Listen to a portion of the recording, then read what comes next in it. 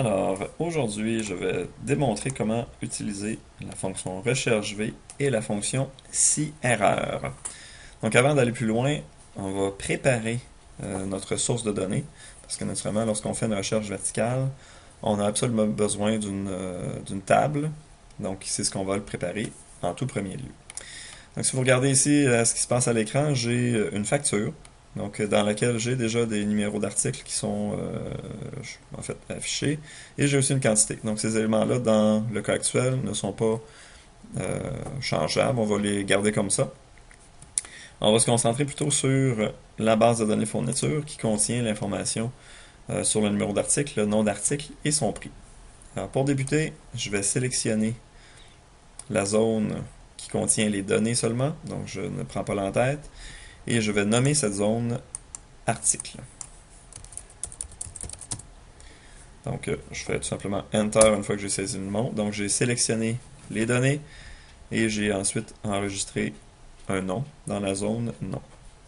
Pour vérifier qu'effectivement j'ai un nom qui couvre les articles que j'ai sélectionnés ici, je peux aller dans le ruban Formule et j'ai un utilitaire qui s'appelle Gestionnaire de noms qui va me permettre de voir qu'effectivement j'ai une section qui s'appelle Article.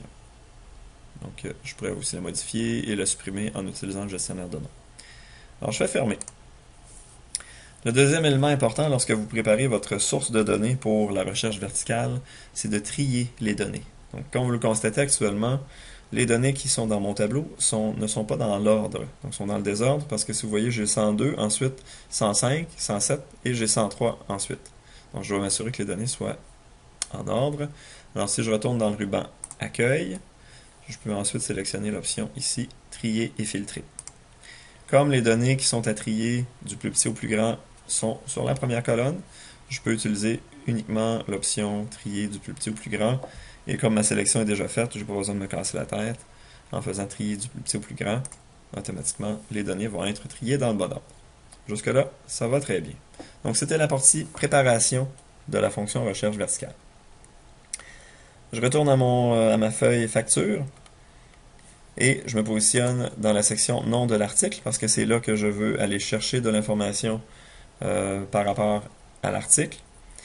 Et naturellement, je vais vous expliquer un petit peu le processus. Donc, je vais invoquer la fonction recherche V, première chose.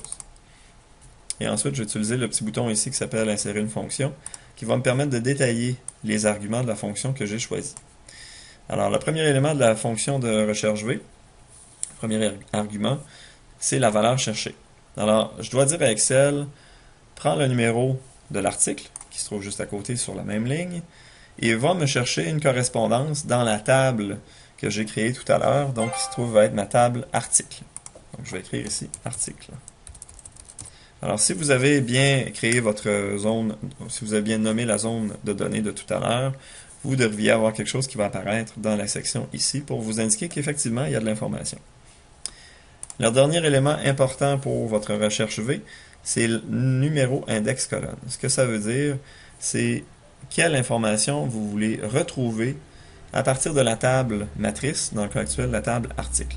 Donc, si vous vous souvenez tout à l'heure, votre table article avait 3 colonnes. Vous avez la première qui correspond au numéro de l'article, la deuxième qui correspond au nom de l'article, et la troisième qui correspond à son prix. Alors, comme je veux retourner le nom de l'article, je vais inscrire tout simplement la colonne numéro 2 qui correspond au nom de l'article. Encore une fois, comme vous travaillez avec la boîte des arguments de la fonction, si vous écrivez le numéro de colonne 2, automatiquement Excel va vous présenter le résultat de votre recherche verticale ici. Donc c'est exactement ce que je veux. Alors je fais OK ici. Et maintenant, ma recherche verticale est fonctionnelle. Donc Excel est allé chercher de l'information qui correspond